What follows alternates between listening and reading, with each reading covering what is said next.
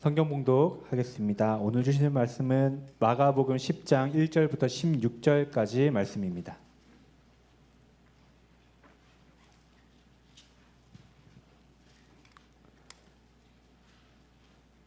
마가복음 10장 1절부터 16절까지 말씀을 제가 먼저 읽고 교독하시겠습니다.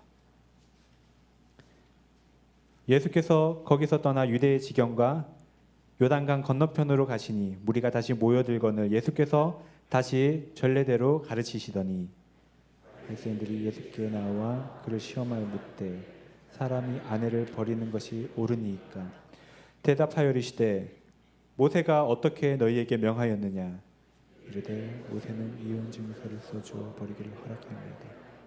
예수께서 그들에게 이르시되 너희 마음이 완악함으로 말미암아 이 명령을 기록하였거니와 창조 때부터 남자와 여자를 지으셨습니다. 이러므로 사람이 그 부모를 떠나서 그 둘이 한 몸이 될지니라. 이런즉 이제 둘이 아니요 한 몸이니. 그러므로 하나님이 짝지어 주신 것을 사람이 나누지 못할지니라 하시더라. 집에서 제자들이 다시 이 일을 물으니 이르시되 누구든지 그 아내를 버리고 다른 데 장가드는 자는 본처에게 간음을 행함이요 또 아내가 남편을 버리고 다른 데로 시집가면 간음을 행함이니라. 사람들이 예수께서 만져주심을 바라고 어린 아이들을 데리고 오매 제자들이 꾸짖거늘 예수께서 보시고 노하여 이르시되 어린아이들이 내게 오는 것을 용납하고 금하지 말라. 하나님의 나라가 이런 자의 것이니라. 내가 진실로 너희에게 이르노니 누구든지 하나님의 나라를 어린아이와 같이 받들지 않는 자는 결단코 그곳에 들어가지 못하리라 하시고 그 어린아이들을 안고 그 위에 안수하시고 축복하시니라. 아멘. 이 시간 이요한 담임 목사님께서 마가복음 31번째 시간입니다. 너의 마음이 완악함으로 라는 제목으로 말씀 전해주실 때 모두 큰 은혜 받으시기를 원합니다.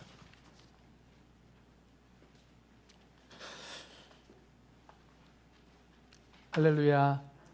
마가복음 31번째 시간입니다. 벌써 시간이 이렇게 지나갔네요. 가이사랴 빌립보에서 베드로가 주는 그리스도십니다 라는 신앙 고백 이후에 예수님은 예루살렘을 향하여 가고 계셨습니다. 예수님은 이 여행 중에 사람들을 피하시며 제자들을 가르치셨는데 그리스도께서 고난받으시고 십자가에 죽으시고 그리고 부활하실 것을 특별히 가르쳐 주셨습니다. 예수님께서 갈릴리 가버나움을 떠나서 유대 지경인 요단강 건너편까지 가셨을 때에 무리가 다시 예수님께 모여들었고 이때는 예수님께서 예전처럼 그 무리들에게 다시 가르쳐 주셨습니다. 이 무리들 가운데 있었던 바리새인들은 전처럼 예수님을 시험하여 질문을 하나 했는데요. 그 질문이 이것입니다. 사람이 아내를 버리는 것이 옳으니까?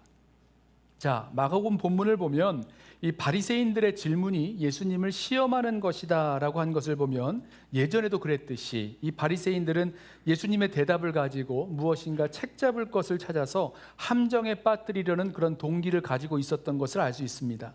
사실 예수님은 이미 산상수훈 중에서 이 간음과 이혼에 대해서 율법 이상의 높은 기준에 대해서 가르쳐 주셨습니다. 그래서 분명히 이번 질문에 대해서도 세상 사람들이 기대하고 있는 것 아니면 율법이 말하고 있는 것과는 다른 대답을 하실 것이고 그것을 가지고 책 잡아보려는 마음으로 이 바리새인들이 기다리고 있었다는 거죠. 질문을 던졌다는 것입니다.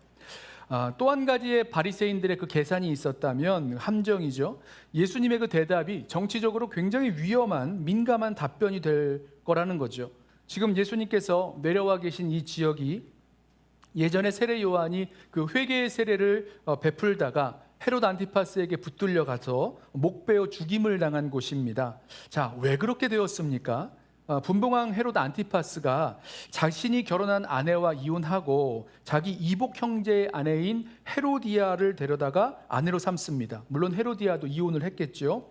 자, 세례 요한이 헤롯 안티파스의 죄를 지적하고 책망하다가 끌려가서 옥에 갇혔고 후에 헤롯 안티파스의 생일날 그 헤로디아의 딸이 춤을 추고 마지막에 헤롯에게 무엇을 구하든지 주겠다 하였을 때 세례 요한의 목을 요구하죠. 그래서 세례 요한의 목을 베어버리게 했습니다. 여러분 기억나시죠? 자, 그래서요 지금 예수님이 이 바리새인들의 질문에 사람의 아내를 버리는 것이 옳지 않다라고 대답했다가는 이 세례 요한처럼 붙들려가서 참수당할 수도 있는 겁니다. 지금 상황이 그래요. 지금 예수님이 내려와 계신 이 요단강 건너편, 요단강 근처의 유대 지역은요, 바로 헤롯 안티파스가 다스리고 있는 그런 지역인 것입니다. 자, 예수님은 뭐라고 대답하셔야 될까요? 사람이 아내를 버리는 것, 우리로 말하면 이혼입니다. 즉 이혼에 대해서 어떤 대답을 하셔도 율법으로는 책 잡힐 것 같고요, 정치적으로는 위험하고 민감한 질문이 될 것입니다. 게다가 이 질문은요, 뭐 헤롯 안티파스나 뭐 헤로디아 같은 몇몇 사람들에게만 관련된 것이 아니라 많은 유대인들에게도 사실 민감한 질문이었습니다. 왜냐하면 당시 유대인들은 이혼에 대해서 생각하기를 남자가 원하기만 하면 자기 아내를 버릴 수도 있다라고 생각했던 것 같아요. 뭐 그렇게 생각할 수 있었던 이유가 당시 여성의 사회적인 지위가 생각보다 낮았고 또 여성을 소유의 대상으로 생각하고 있었기 때문에 원하면 버릴 수 있다라는 거죠. 그래서 이런 시험하는 질문에 답하는 것은 율법으로는 책 잡힐 일이고 정치적으로는 위험하고 민감하고 또 대중적으로도 받을 수 있는 상당한 반감이 있는 그런 민감한 주제였다는 것입니다. 자, 예수님은요, 이 시험하는 질문에 대해서 즉답을 안 하시고 바리새인들에게 되물으십니다. 물으시기를 모세가 너희에게 어떻게 명하였느냐 물으세요. 뭐 예수님이 모세의 율법을 모르셔서 물으는 건 아니죠. 예수님도 이 질문의 근거가 된, 이 바리새인들이 질문을 했던 그 근거가 되는 말씀을 이미 알고 계셨습니다. 또 이 시험하는 질문을 하고 있는 바리새인들도 이 근거가 되는 율법을 잘 알고 있었죠.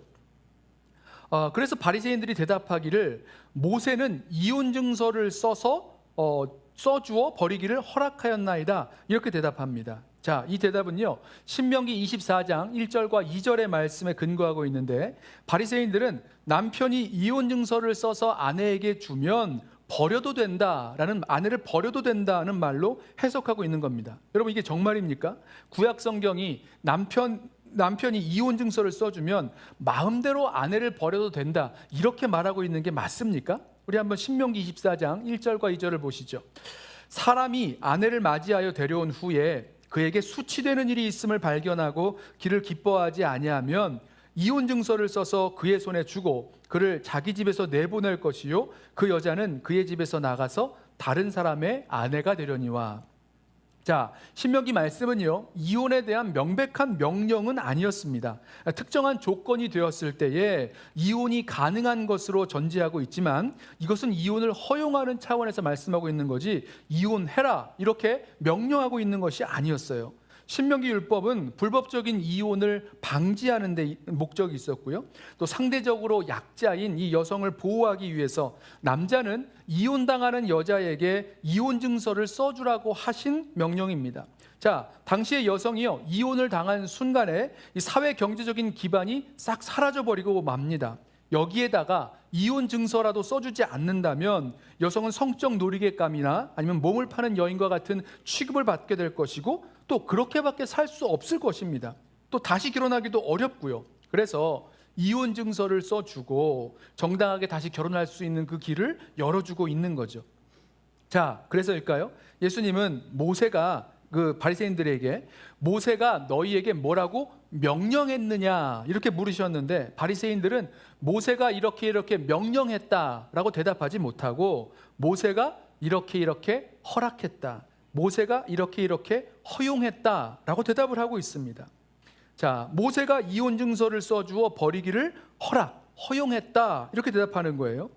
예수님은요, 이렇게 이혼을 허용한 그 원인이 인간의 완악함 때문이다라고 설명을 해주셨어요. 5절 말씀입니다.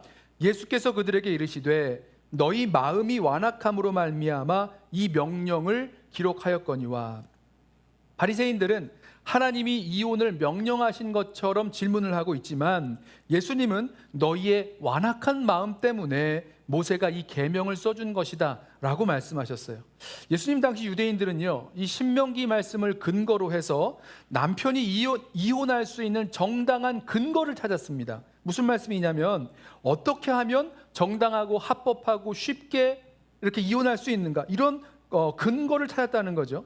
여러분, 이것부터가 완악한 마음이 나타나고 있는 거예요. 율법에 아내에게 수치되는 일이 발견하거든 이라고 말하고 있는데, 그러면 이혼을 허락하고 있으니까 이 수치되는 일이 무엇인가에 대해서 집중하고 그것을 찾았습니다. 자, 이걸 규정하면 아주 쉽고 정당하게 하나님 말씀 따라 이혼을 할 수 있게 되는 거잖아요. 그러니까 이혼하고 아내를 내쫓아버리고 싶은 남자들에게는 아주 굉장히 유용한 논리가 되는 겁니다. 이유가 되는 거죠. 그래서 이 수치되는 일이 무엇이냐에 대한 논란이 있었습니다. 히브리어 문자로 볼 때는요, 이 수치되는 일이란 벌거벗음, 음행, 노출, 외설, 음란한 행위, 이런 것들을 여러 가지로 번역될 수 있는데, 추하고 역겨운 그런 행위를 말하고 있는 거죠. 자, 그런데요, 여기서 수치되는 일이 간음이라고 말할 수는 없는 것이, 간음에 대한 율법의 처벌은 아주 확실합니다. 죽음이었어요. 이혼이 아니었습니다.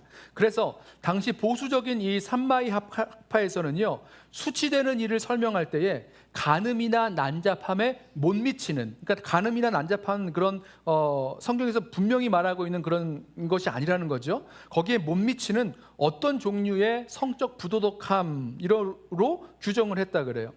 그런데 이보다 더 자유로운 견해를 가지고 있었던 힐렐 학파는요, 더 다양하게 또 더 사소한 것들을 가지고 이혼의 사유를 말했습니다. 성경을 보면 신명기 24장이에요. 거기 보면 남편이 아내를 기뻐하지 않게 되었다거나 남편이 아내를 미워하게 되었다라는 그런 말씀들이 나와요. 여기에 착안해서 예를 들면 아내가 남편을 위해서 음식을 만들다가 태워버렸다거나, 음식을 남편을 주려고 만들었는데 슬쩍 먹어버렸다거나, 아내가 다투기를 좋아한다거나, 아니면 남편이 자기 아내보다 아름다운 여인을 만나게 돼서 그 아내에게, 그러니까 본처죠, 아내에게 흥미를 잃거나 그런 사소한 일들까지라도 이혼의 사유에 넣었다는 거예요. 남편에게 괴로움이나 당혹함을 일으키게 하는 그 어떤 일들도 이혼의 합법적인 근거로 보았다라는 것입니다. 자, 이 말을 듣고 나면 어떻게 그런 걸 가지고 이혼의 사유를 삼을 수 있지? 이런 생각을 할 수가 있는데요, 여러분 한번 생각해 보십시오. 이 시대의 이혼 사유가 이런 것들 아닙니까? 찾아보니까 이 시대의 이혼 사유의 1위가 성격 차이라고 합니다. 다른 말로 하면 배우자가 내 마음에 들지 않아서라는 말 아니겠습니까? 그럼 이 같은 말이죠. 그 시대와 이 시대에 있어서 남녀가 동등하게 이혼을 주장할 수 있다는 것만 빼고 보면 아주 비슷한 이유로 이혼을 선택하려 했다는 걸 볼 수가 있죠. 여러분 생각해 보십시오. 예수님 당시에 왜 이처럼 그때에도 이혼 문제로 논란이 있었을까? 그러니까 오늘이나 그때나 쉽게 그러나 정당하게 이혼하고 싶은 마음이 그들에게 있었기 때문일 것이에요. 하나님 말씀을 따라 거룩하게 살고 있다는 이 바리새인들조차도 하나님 말씀에서 정당한 이유를 찾아서 이혼해 버릴 수 있다면 너무너무 좋은 겁니다. 정당한 이유를 찾아서 이혼 증서를 써주고 이혼해 버릴 수만 있다면 남자들에게는 아주 편리한 그런 이유가 됐다라는 거죠. 게다가 자기 아내를 버리고 또 다른 아내를 두려는 그 마음 이면을 한번 살펴보시죠. 거기에는요, 누군가를 미워하는 마음, 누군가를 싫어하는 마음, 내 욕심을 채우려는 이기적인 마음, 또 육신의 정욕도 거기에 한몫하고 있었을 겁니다. 큰 이유가 됐을 거예요.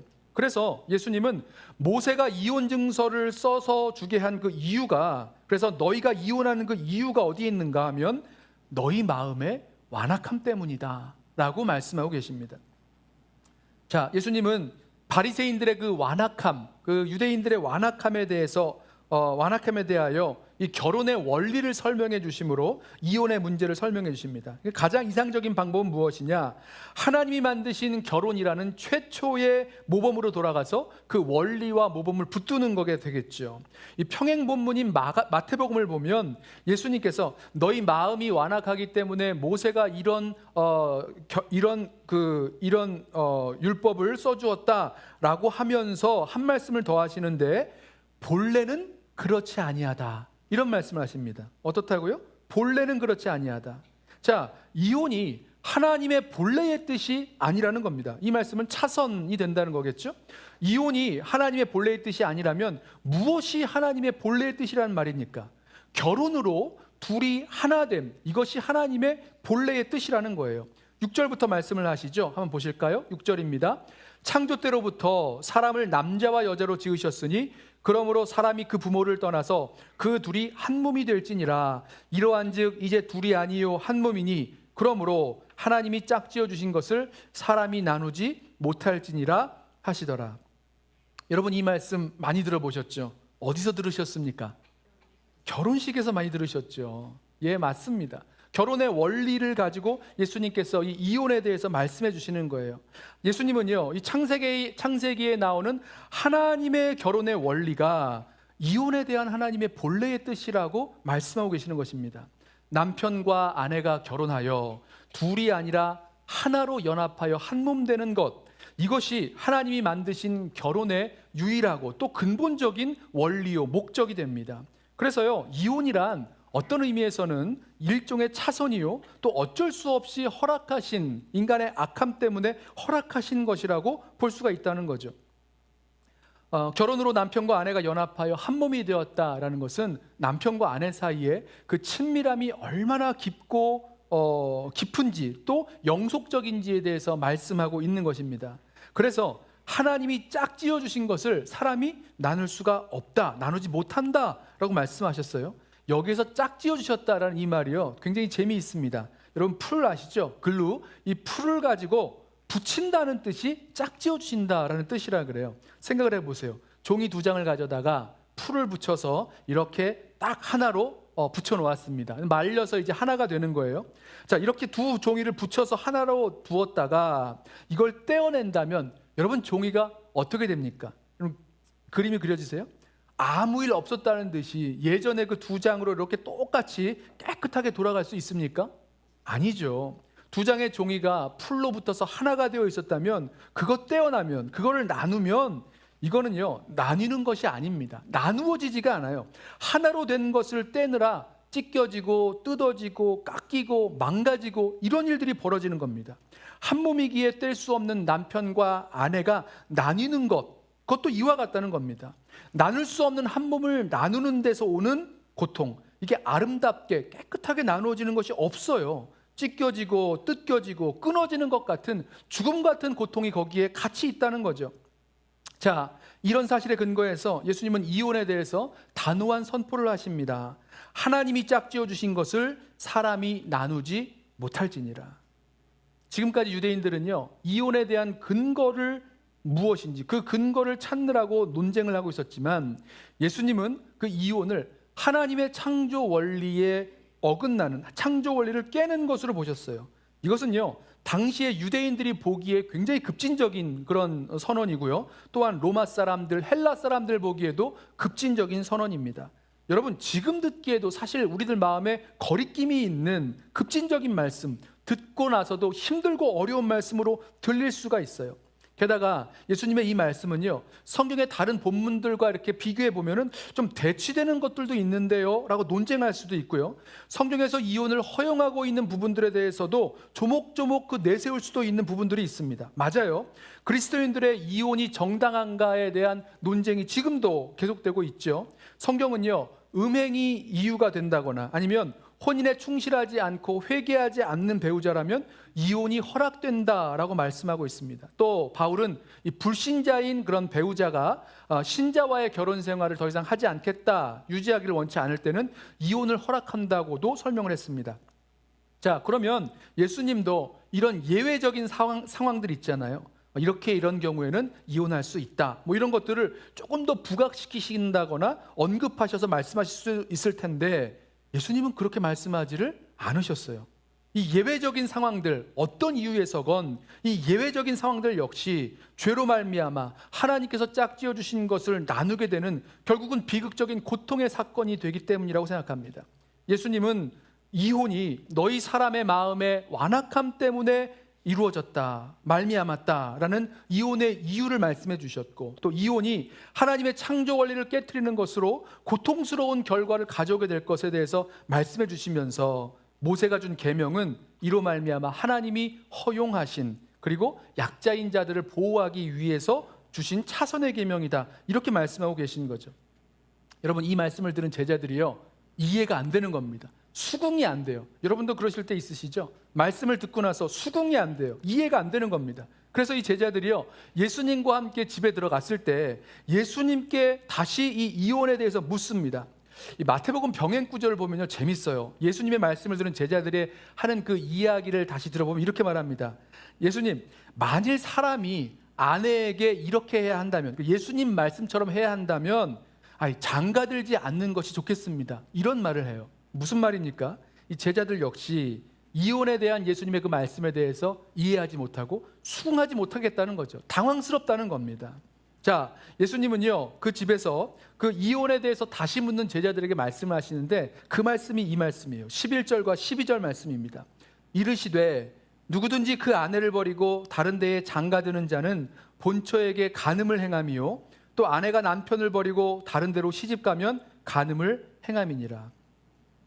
이혼의 동기가 너희 마음의 완악함 때문이고 이혼이 하나님의 창조의 원리, 그 결혼의 원리를 깨트리는 것이라면 하나님이 원치 아니하시는 그 이혼에서 이어지는 그 재혼을 예수님은 간음이라고 말씀하셨어요. 하나님 앞에서 맺은 결혼이라는 언약을 다른 것으로 대체하는 일이기 때문에 그럴 것입니다. 하나님은 남편과 아내 둘 다에게 똑같은 원리를 적용하셔서 아내를 버리고 다른 데 장가들던 남편을 버리고 다른 데 시집가던 이것 또한 간음이라고 하셨습니다. 여러분, 이 말씀을 들으면서 오늘날의 교회가 이혼에 대한 예수님의 이 말씀을 들으면서 특별히 11절과 12절에 나오는 이 말씀을 읽으면서 어떻게 예수님이 그 이혼할 수밖에 없었던 그 사람들의 아픈 마음을 헤아리지 못하시고 그렇게 무정하고 가슴을 후벼 파는 듯한 더 힘들고 아픈 상처내는 말씀을 하셨느냐라고 생각하실 수 있으실 거예요. 그 이유가 있습니다. 왜냐하면 그동안 많은 가정이 결혼 생활의 파탄을 경험했기 때문이에요. 상처를 경험했기 때문입니다. 남편과 아내의 성적인 부정과 음행이 있었어요. 계속되는 서로 상처를 주고받는 그런 말들이 오갔습니다. 배우자의 폭행과 구타, 폭력적인 행위, 이런 것들도 있었습니다. 여러분, 이런 죄들로 말미암아 서로의 관계는 깨지고 상처는 깊어지고 골마가고 어떻게 해야 될지 모르는 상황까지 가게 되는, 그래서 내가 이렇게 지옥 같은 결혼 생활을 계속해 나아가느니 차라리 정리하겠다라고 결론을 내리신 분들도 있었고, 이미 실형에 옮기셨던 분들, 아니면 지금 심각하게 고민하고 계신 분들도 계실 수 있어요. 아니면 지금 이혼은 하지 않았지만 사실상 이혼과 다름없는 관계로 살아가는 분들도 계실 수 있다는 겁니다. 그런 가정들이 많다는 반증이 바로 우리가 느끼는 그런 감정이라는 겁니다. 굳이 통계를 가져오지 않아도 기독교인의 이혼율과 또 이혼과 결혼에 대한 기독교인의 이혼율과 일반 사람들의 이혼율의 차이가 그렇게 크지 않다는 것 우리 듣고 있습니다. 이혼에 관한 생각도요 그렇게 큰 차이가 나지 않는다는 기사들을 보았어요.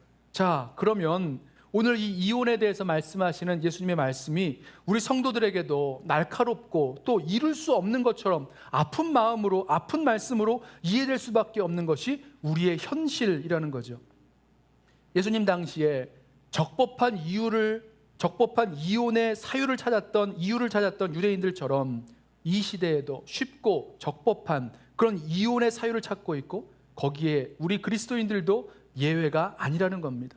성경에서 쉽고 정당한 이혼의 사유를 찾아서 나에게 적용할 수 있다면 휴 하고 안도할 분들도 있을 수 있어요. 동시에 이렇게 이상적인 결혼의 기준을 제시하시는 예수님 말씀을 듣고 괜히 화가 날 분들도 있을 수 있을 것입니다.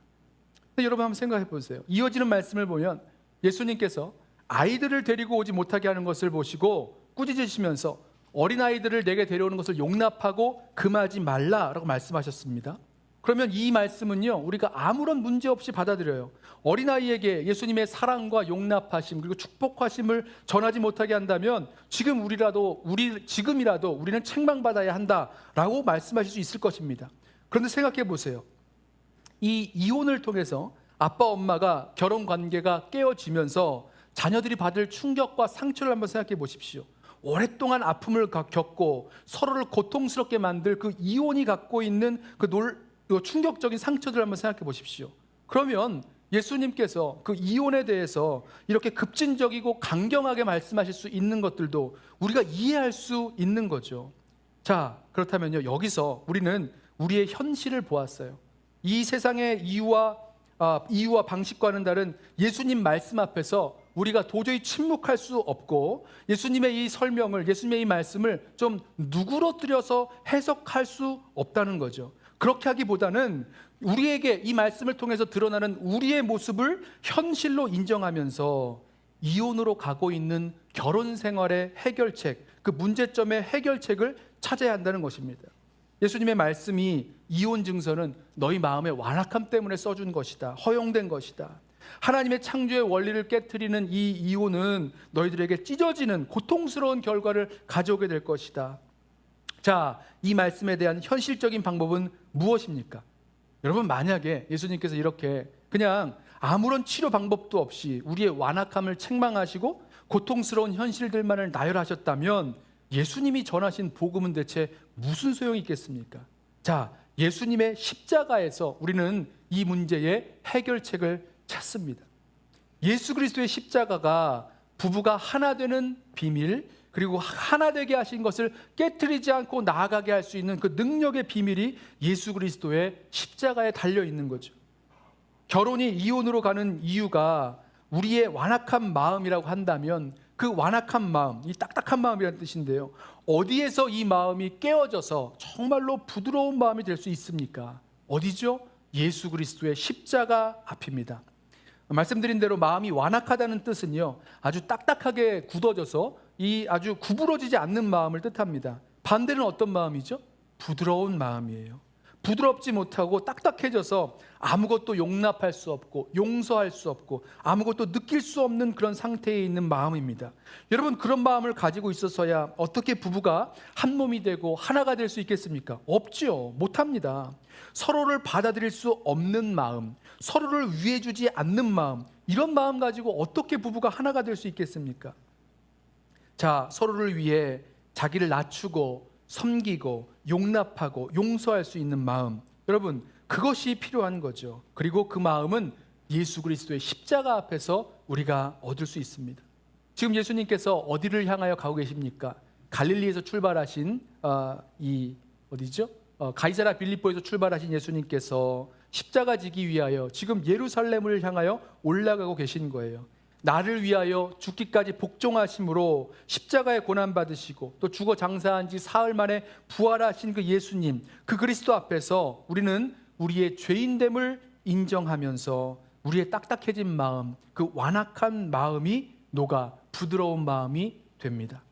내가 십자가에서 죽을 수밖에 없는 죄인인 것을 정말로 깨닫고 안다면 십자가 앞에서 아는 거죠. 예수님께서 나를 사랑하사 나를 위하여 십자가에 죽으셨다는 것을 안다면 대체 누구를 정죄하고 누구를 비난할 수 있겠습니까? 누구를 미워할 수 있겠어요? 그리고 내가 얼마나 잘했다고 주장할 수 있겠습니까? 없는 거죠. 십자가 앞에서 내가 죽을 수밖에 없는 죄인이라는 것을 정말로 인정하고 확인하는 순간부터 우리 마음은 부드러워질 수밖에 없는 겁니다. 그리고 그 마음으로 마치 아내와 남편 사이가 하나가 될 수 있는 그 기회가 생긴다는 거죠.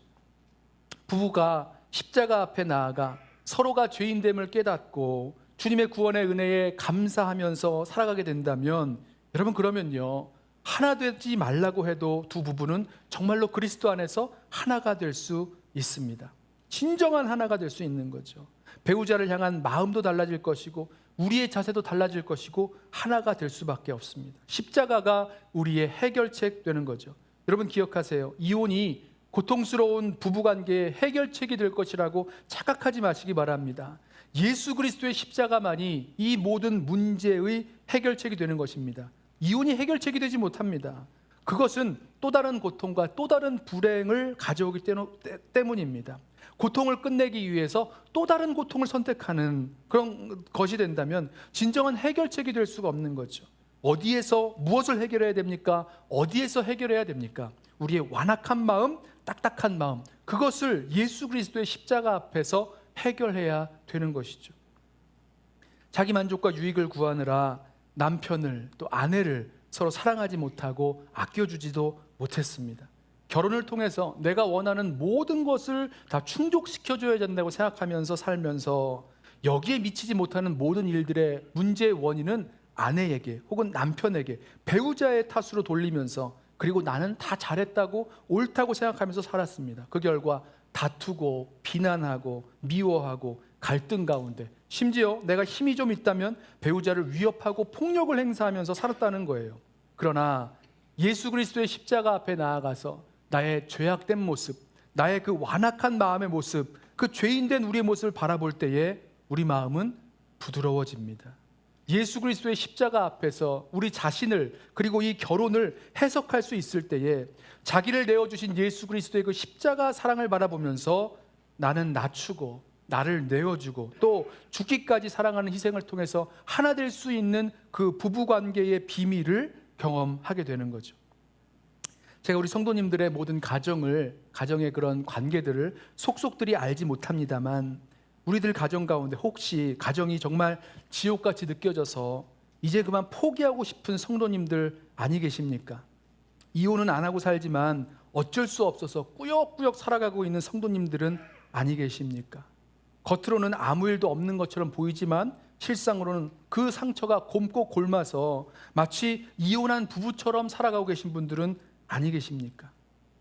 여러분, 우리 가운데 이 완악한 마음이 녹아지고 서로를 용납하고 사랑하는 마음이 될 수 있는 그 해결책, 그 길은 예수 그리스도의 십자가 앞에 있을 뿐입니다. 우리 가운데 이런 이혼의 위기라던가 아니면 이혼의 경험이라던가 이런 게 없이 지금까지 좋은 부부관계를 갖고 나오신 분들도 계실 텐데, 그러나 이제는요, 주님 안에서 하나 될 수가 있도록 더 깊이 십자가 앞으로 나아가 이전까지 경험해보지 못한 친밀한 그 교제, 하나됨의 자리로 나아가시기를 소원합니다. 십자가 앞으로 나아가는 자마다 주님께서 우리의 완악하고 딱딱한 마음을 녹여 부드러운 마음 되게 하실 것입니다. 우리가 만난 부부의 위기, 또 가정의 위기, 이 모든 것들을 극복하고 하나님 안에서 든든하게 세워질 수 있는 우리 성도님들 되기를 원하는데요, 그러려면 어떻게 해야 합니까? 십자가 앞으로 나아가 남편과 아내가 하나 될 수 있는 부드러운 마음을 가질 수 있기를 기도하시기 바랍니다. 부부관계만 아니라 모든 관계의 해결책은요, 십자가 앞에 있습니다. 예전에는 계속해서 실패해왔고 문제가 어려워지기만 했다고 할지라도 다시 십자가 앞에 나아가서 나를 겸손히 엎드려 나를 사랑하사 나를 위하여 십자가 지신 그 주님 앞에 나아간다면, 그리고 나를 딱딱하게 만들었던 그 모든 죄와 허물들, 또 안타깝고 답답했던 마음들 다 쏟아낸다면, 그럼 그 자리에서 우리의 완악하고 딱딱한 마음을 고치실 주님의 그 치유의 눈물이 우리들 가운데 임하게 될 것입니다. 십자가는 위기에 처한 커플들에게 결혼의 상태를 유지할 수 있는 그 힘과 능력이 됩니다.